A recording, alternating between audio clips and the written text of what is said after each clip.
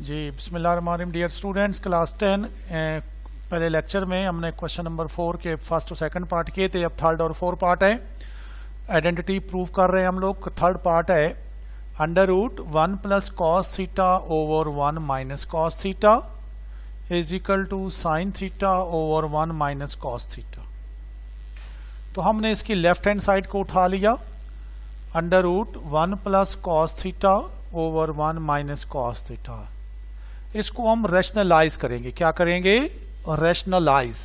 और जब हम किसी भी फ्रैक्शन को रैशनलाइज करते हैं तो उसके न्यूमरेटर को भी साइन चेंज करके मल्टीप्लाई एंड डिवाइड कर सकते हैं। डिनोमिनेटर को भी आप साइन चेंज करके मल्टीप्लाई डिवाइड कर सकते हैं। चूंकि हमारे पास तो राइट हैंड साइड गिवन है, इसलिए हमने उसको देख के करना है। हमने यहाँ पे न्यूमरेटर को के जो कॉन्जुगेट थे उसको कॉन्जुगेट बनाया और उसको मल्टीप्लाई भी किया और डिवाइड भी किया।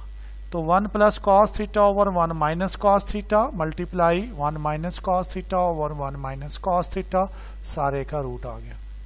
ऊपर देखें a plus B into A minus B का फार्मूला लग रहा है, तो 1 माइनस कॉस स्क्वायर थीटा। नीचे देखें कि दोनों सेम है, 1 minus cos theta into 1 minus cos theta, ये आ जाएगा 1 माइनस कॉस थीटा का होल स्क्वायर। जी बच्चे, 1 माइनस कॉस स्क्वायर थीटा किसके बराबर होगा? साइन स्क्वायर थीटा के पहली पैथागोरियन आइडेंटिटी के मुताबिक। और नीचे वाला ऐसे लिखा 1 माइनस कॉस थीटा का होल स्क्वायर, सारे का रूट। अब आप इन दोनों को एक ही, बच्चे गलती क्या करते हैं कि यहां से इसको भी काट दिया रूट से, इसको भी। भाई रूट तो एक है, स्क्वायर 2 है, तो पहले आप इसको सिंगल स्क्वायर तो बना लें। तो sine theta over 1 minus cos theta का होल स्क्वायर कर दिया, यानी दोनों पर स्क्वायर था तो उसको एक ही स्क्वायर में लिख दिया। अब ये एक स्क्वायर जो है इस रूट से कट जाएगा और क्या बचेगा? Sign theta over 1 minus cos theta. और ये किसके बराबर है? ये आपकी राइट हैंड साइड के बराबर है इसके। ठीक हो गया, प्रूव हो गया। ओके, शाबाश। अब आइए इसकी फोर्थ आइडेंटिटी की तरफ। Sine theta plus cos theta over tan square theta minus 1 is equal to cos square theta over sine theta minus cos theta. जी बच्चे, हमने लेफ्ट हैंड साइड को उठा लिया। क्या थी left hand side? Sine theta plus cos theta over tan square theta minus 1। इसको देखें, हम शुरू करते हैं। Sine theta plus cos theta as it is लिखा। tan की वैल्यू हमने आपको बार बार बताई है, साइन ओवर कॉस होती है, तो tan स्क्वायर थीटा यानी sine square theta over cos square theta minus 1 with employees same line में जा रहे हैं कि sign theta plus cos theta over, इसका क्या एलसीएम है हमारे पास? कॉस स्क्वायर थीटा एलसीएम ले लिया। ये साइन स्क्वायर थीटा ऐसे ही आ गया, माइनस 1 को कॉस स्क्वायर से मल्टीप्लाई किया तो कॉस स्क्वायर थीटा। जी बच्चों, अब यहां पे नीचे डबल फ्रैक्शन है तो ये कॉस स्क्वायर थीटा ऊपर जाकर मल्टीप्लाई हो गया, तो sine theta multiply plus cos theta into cos square theta. ये जो नीचे वाला कॉस स्क्वायर थीटा था ये ऊपर चला गया। पीछे क्या बचा? इस पे मैंने फार्मूला लगा दिया। इसको ए ले लिया, इसको बी ले लिया, तो A square minus B square, तो A plus B into A minus B. ठीक हो गया। तो sine theta plus cos theta over sine theta plus cos theta cancel हो गया आपस में। पीछे क्या बचा? Cos square theta over sine theta minus cos theta, यानी cos square theta over sine theta minus cos theta. तो यही आपके पास राइट हैंड साइड थी जिसको आपने प्रूव करना था। तो इस तरह ये आपकी आइडेंटिटी प्रूव हो गई। ये बच्चे समझ में आई बात? जी गुड। आप देखें 7.5 की एक्सरसाइज की तरफ चलते हैं। तो हमारे पास है क्वेश्चन नंबर 5 इस टेस्ट का, जो कि एक्सरसाइज का क्वेश्चन नंबर 4 है। सवाल क्या है? The base of rectangle is 25 feet and the height of rectangle is 13 feet. Find the angle that the diagonal of the rectangle makes with the base.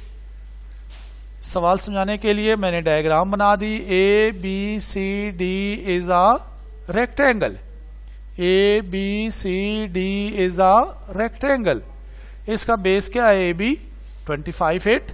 इसका हाइट क्या है? B C 13 feet. तो A C is a diagonal. A C is a diagonal ये इसका diagonal है जो base के साथ जो एंगल थीटा बना रहा है। अब आपने ये थीटा फाइंड करना है। तो आइए सॉल्यूशन की तरफ चलते हैं। तो in the adjacent figure A B C is a right angle triangle बन रही है, क्योंकि यहां पे राइट जो होता है रेक्टेंगल का हर एंगल 90 डिग्री होता है। तो ये एक राइट एंगल ट्रायंगल बन गई। तो B C over A B, B C perpendicular over A B is a base. तो perpendicular over base is equal to tan theta. हमने रेशो लगाया, फंक्शन लगाया ट्रिग्नोमेट्री। तो वैल्यू डाल दीजिए। B C over A B की value क्या है 13 over 25 is equal to tan theta. 13 को 25 से डिवाइड किया तो 0.52। तो so tan theta is equal to 0.52।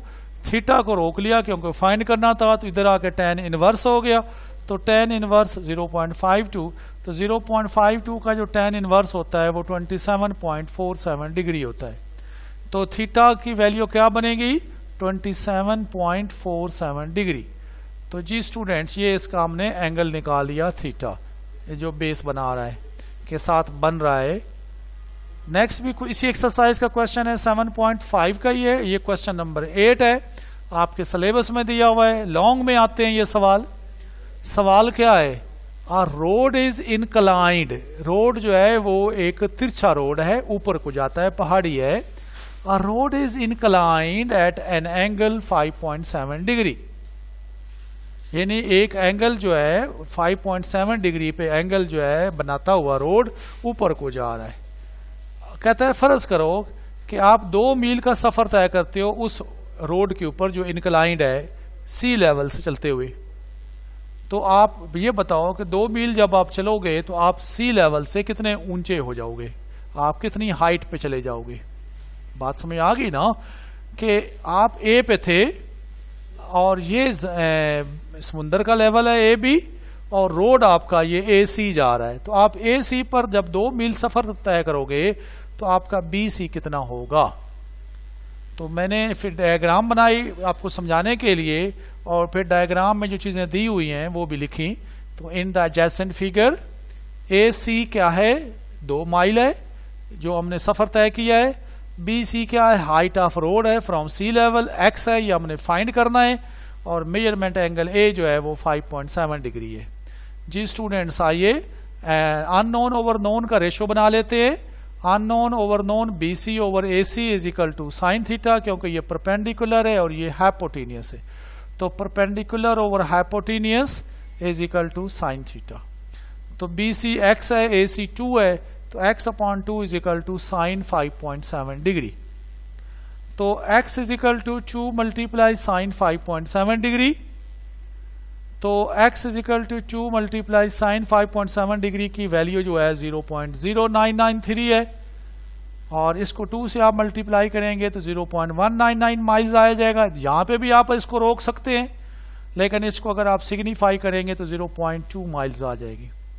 Hence आप समुंदर से जब आप कितने ऊंचे हो गए 0.2 माइल्स आप समुंदर की सतह से ऊंचे हो गए जब आप समुंदर की सतह से 5.7 डिग्री पर 2 मील का सफर तय करेंगे।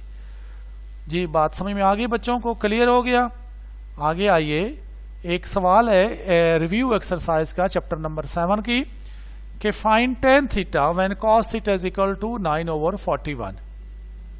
ठीक है, कि अगर आपके पास cos थीटा 9/41 दिया गया हो तो फिर tan थीटा कितना होगा, और शर्त क्या दी हुई है कि जो cos है वो आपके क्वाड्रेंट 4 में है।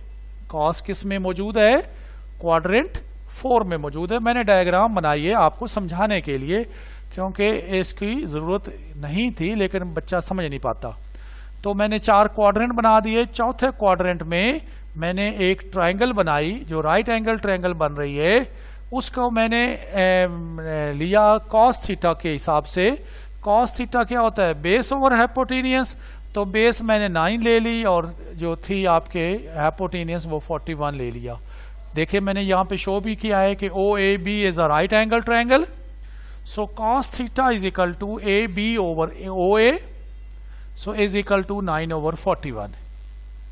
तो AB 9, OA 41, तो OB हम फाइंड कर लेते हैं। बाय यूजिंग पैथागोरस थ्योरम ओ ए यानी क्या हुआ, पैथागोरस का हाइपोटेन्यूस का स्क्वायर इज इक्वल टू आपका ओ बी परपेंडिकुलर का स्क्वायर प्लस बेस का स्क्वायर। अब आप इसमें वैल्यू डाल दीजिए, 41 का square is equal to O B का स्क्वायर प्लस 9 का स्क्वायर। 41 का स्क्वायर कितना होता है 1681, ओ बी का स्क्वायर फाइंड करना है, 9 का स्क्वायर 81। ये 81 इधर आके क्या हो गया माइनस, तो 1681 minus 81 is equal to O B का स्क्वायर। तो ओ बी का स्क्वायर इज इक्वल टू 1600 और O B is equal to 1600 का रूट आ जाएगा और O B is equal to 40, क्योंकि 1600 का रूट क्या होता है 40 होता है। Now tan theta is equal to क्या होता है base over perpendicular over base यानी O B over A B. तो O B over A B is equal to 9 over 40, यानी आपके पास जो परपेंडिकुलर हमने फाइंड किया है वो 40 है और जो बेस है वो 9 है। तो इस तरह आपका tan थीटा निकल आएगा। क्लियर हो गया स्टूडेंट्स, क्योंकि ये परपेंडिकुलर है आपके पास और ये बेस बनेगा, क्योंकि थीटा के सामने हमेशा परपेंडिकुलर होता है, क्योंकि थीटा के सामने हमेशा परपेंडिकुलर होता है। तो ए बी परपेंडिकुलर बन जाएगा। जी बच्चे क्लियर हो गया, ओके थैंक यू। अगला सवाल है चैप्टर नंबर है 8 का। In a triangle A B C A 17 centimetre B 15 centimetre and C 8 centimetre है, फाइंड मेजरमेंट एंगल ए। एक ट्राइंगल हमने बना दी है राइट एंगल ट्राइंगल। इसको कई तरीकों से कर सकते हैं। मैंने आसान तरीके से करने के लिए क्या किया कि मैंने एक राइट एंगल ट्राइंगल बनाई और जो सबसे बड़ी साइड थी उसको मैंने हाइपोटेनियस लिया है और वो ए है तो ए 90 डिग्री हो जाएगा, तो 90 के सामने हाइपोटेनियस है। बाकी दोनों साइडें जहां आपकी मर्जी है वो लिख लीजिए। अगर आप बी यहां पे लिखेंगे तो ये बी इधर आ जाएगा और अगर आप बी यहां लिखेंगे तो इसका बी इधर आ जाएगा। पहले हम ये प्रूव करेंगे, क्या मैं लिखा भी है, first we prove that it is a right angle triangle. पहले प्रूफ कैसे करेंगे, पैथागोरस लगा करके। पैथागोरस का हाइपोटेनियस का square is equal to A B का स्क्वायर प्लस बी सी का स्क्वायर। तो 17 का स्क्वायर प्लस 8 का इज इक्वल टू 8 का स्क्वायर प्लस 15 का स्क्वायर। तो इसको हमने जब इस प्रूव किया, दोनों को वैल्यू डाल के प्रूव किया, तो ये दोनों लेफ्ट और side is equal to right hand side prove हो गया। इसका मतलब है ये जो साइडें दी हुई थी ये एक राइट एंगल ट्रायंगल की दी हुई थी। अब तो मसला ही हल हो गया आपका। आप देखें ना जी, आपने कोई भी पैथागोरस का जो जब लग जाता है तो फिर आप कोई भी फंक्शन लगा सकते हो ट्रिग्नोमेट्रिक। तो हमने साइन थीटा लगा लिया, तो साइन थीटा किसके बराबर होता है, परपेंडिकुलर ओवर हाइपोटेनियस। तो sine theta is equal to A C over B C. तो sine theta is equal to 15 over 17। ठीक हो गया। 15 over 17 is equal to 0.8824। Theta को रोक लो क्योंकि फाइंड करना है, तो साइन इनवर्स हो जाएगा। तो इसका आ जाएगा theta is equal to 62 degree. तो यहाँ पे चैप्टर 8 में आपने ये मालूम करना होता है कि एंगल जो है वो एक्यूट है, ऑब्ट्यूज है या कोई और एंगल है। तो 62 डिग्री जो है वो it is an acute angle, क्योंकि ये 90 डिग्री से छोटा है। क्योंकि ये 90 डिग्री से छोटा एंगल है तो इसको एक्यूट एंगल कहते हैं। अगर ये प्रूव ना होता, एक और बात जो इंपॉर्टेंट है वो सुनते जाइए, अगर ये चीज प्रूव या ना होती कि ये राइट एंगल ट्रायंगल ना होती तो भी हम इसको एंगल बी फाइंड कर सकते थे। फिर हम किसी और प्रोसेस में जाते, हमारे पास और फार्मूले होते हैं पैथागोरस के अलावा जिससे हम एंगल निकालते हैं। तो लिहाजा ये तो चूंकि क्लास 10 है, आसान क्लास है, बेसिक चीजें पढ़ रहे हैं, इसलिए ये राइट एंगल ट्रायंगल है और राइट एंगल ट्रायंगल में हम कोई भी ट्रिग्नोमेट्रिक फंक्शन लगाकर एंगल फाइंड कर सकते हैं। ठीक है, ओके स्टूडेंट्स, थैंक यू। ये आपका 8 क्वेश्चन पूरे हो गए। इसके साथ कोई अगर थ्योरम दिया गया होगा तो वो आप आगे के और डेफिनेशन दी हुई है क्वेश्चन नंबर 9 और 10 में, वो आपने बेटा क्वेश्चन नंबर 9 जो है वो थ्योरम है, वो आपने बुक से करना है, और क्वेश्चन नंबर 10 जो है वो डेफिनेशन है, वो भी आपने बुक से याद करके लिखनी है, बार बार लिखनी है। और जब आपकी प्रैक्टिस हो जाए तो आप हमें उसको ज़बानी लिख के सेंड कीजिएगा, हम उसको चेक करेंगे और आप जो है इसको भी पेपर को सॉल्व करके आप भेजिएगा। हमने सॉल्व कर दिया, रिकॉर्डिंग इसलिए करवाई है ताकि आपको प्रॉब्लम ना हो, डिफिकल्टी ना हो। थैंक यू, अल्लाह हाफिज़।